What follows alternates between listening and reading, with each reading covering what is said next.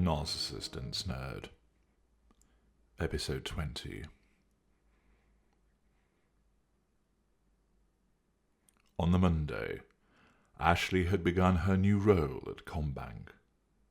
Ian Wynne had sent her flowers, and she was delighted to receive them, sending him an appreciative text. "Thank you for the beautiful flowers. They are fantastic. None from my parents, of course, but that's nothing new. Kiss, kiss, kiss." She had telephoned him several times throughout Monday and Tuesday, talking about her induction process and the bank, and also seeing people that she knew from when she had been there some 14 years prior. She was upbeat, and he was pleased to hear her sounding optimistic.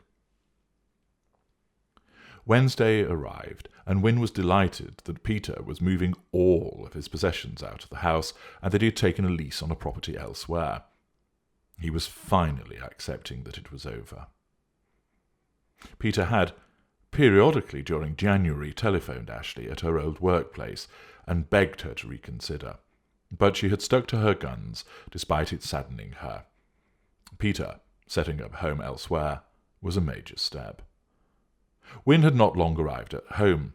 He agreed that he would drive down and see Ashley later on after he'd been for a quick drink with a few friends. He was stood in his kitchen, contemplating what he might make to eat, when his mobile rang. It was Ashley. Ian, you won't believe what he's done," she cried down the phone. "What is it?" "He's left the house in an utter tip. He had the removal men turn up today, and they've just tramped mud through the house. The walls have been scuffed where they've bumped furniture against it. He's ripped out the surround sound system, and he's just left wires trailing. You know the large round mirror in the hallway?" "Yes." "Well, they obviously took it off the wall when they were moving stuff out, and they didn't put it on properly. It could have fallen on the children, and it weighs a ton. Sarah and I managed to lift it off and move it to one side. He's even taken my bed. What am I meant to sleep on? Oh, and he took Christopher's night light. I'm still seeing things that he's taken when we agreed that they would all be staying with me." "Well, it's obviously his way of getting back at you, I guess," commented Wynne. "It gets better than that," she said, and stifled a sob. "I checked the bank account, and he's moved £15,000 out. He did it this afternoon." "Well, you need to get on to Paul about that. There'll be something he can do." "Will you come down now? I need you. I feel like my world is falling apart." Sure. I'm on my way now," confirmed Wynne. "Thank you, Ian."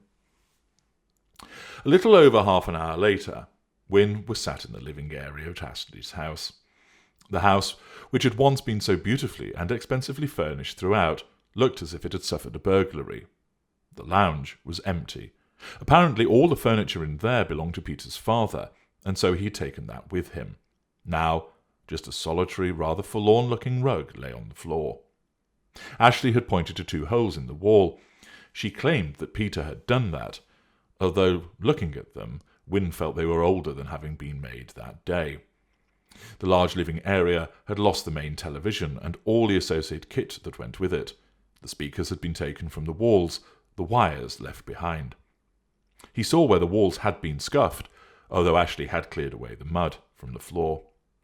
"What am I going to do, Ian? He's left me with half a house. No bloody bed." "Well, you can sleep in the spare room, can't you, until you buy one?" "With what? All my money goes on running this place. You have to help me." "How? Buying a bed?"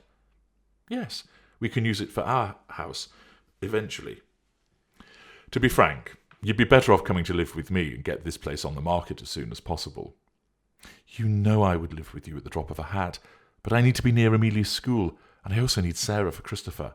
She wouldn't travel all the way up to the city." "I bet she would if we paid her more." "I'm not sure." "What about if I move Amelia's mattress into your room, and she can sleep on that with you?" "Yes, okay. Do that." "Okay. Do you want me to move it now?" "Please, if you could do that, I'll make some dinner for us."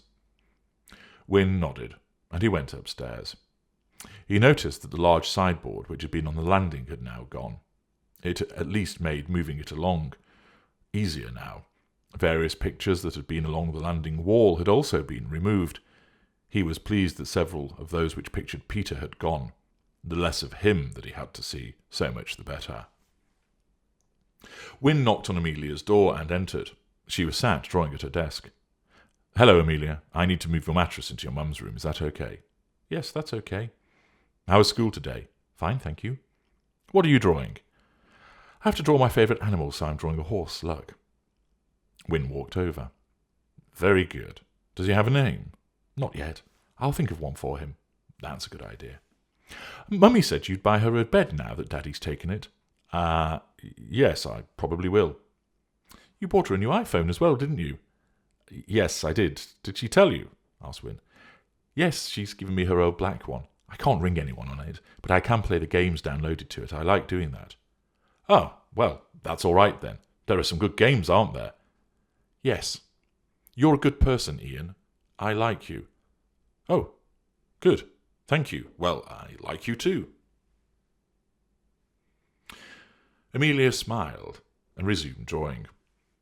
Wynne rolled up her duvet and moved the pillows before stripping the valance. He hefted the double mattress and, grunting, moved it out of the room, along the landing, and dropping it into the space where the king-size bed once had been, in Ashley's room. He flopped onto the mattress to get his breath back. He couldn't help but notice how calm Amelia seemed. She often was more relaxed than her own mother, and seemed just to almost float along, unperturbed by the fact that her father was a bully who had broken up their home and had now stripped it of part of its contents. He did feel that she acted older than her 8 years of age, but given the repeated ways that he had witnessed Ashley speak to her, he was not surprised. She was treated as if she was an adult. Her world seemed to revolve around school, after-school activities, drama, flute lessons, and recitals. There didn't seem to be much room for her to have fun. Everything appeared to be geared to doing what her parents, and, if he was brutally honest, what Ashley wanted. She was forever lauding Amelia's achievements. Wynne took the view that, of course, it was only right for a parent to be proud of their child, but with Ashley, Wynne often felt that she was taking the glory for herself, as if she was experiencing the success of Amelia as if it was happening to her. He was no parenting expert, he conceded, but he did think that she lived vicariously through her daughter. No doubt this was as a consequence of her wanting to hide from her life with Peter. But even so, he didn't think that it was especially healthy.